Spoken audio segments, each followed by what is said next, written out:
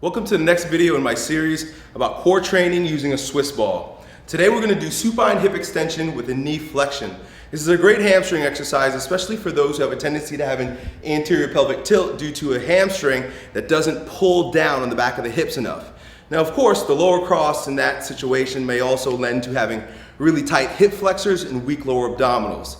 So hip flexor stretches and deep abdominal wall exercises like tummy vacuums might work really well in conjunction with the supine hip extension with knee flexion exercise. What you want to do here is find your Swiss ball, put your feet on top of the ball. I always like to tell people to keep their feet together, toes pointing up. Take your hands, turn them up. External rotation is coupled with thoracic extension, so it also supports your upper body posture. We never do an exercise for one part of the body without considering its effect on every other part of the body.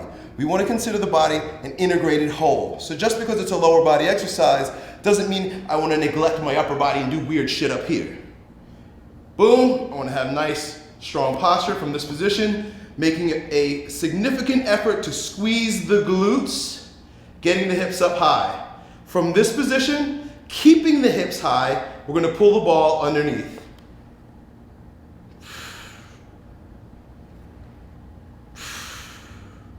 By pulling in the belly button while doing this exercise, you also keep the pelvis stabilized.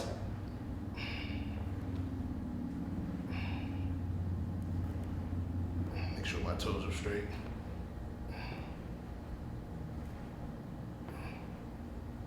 So that's called supine hip extension with knee flexion, a great exercise for strengthening the hamstrings and also coordinating with the core.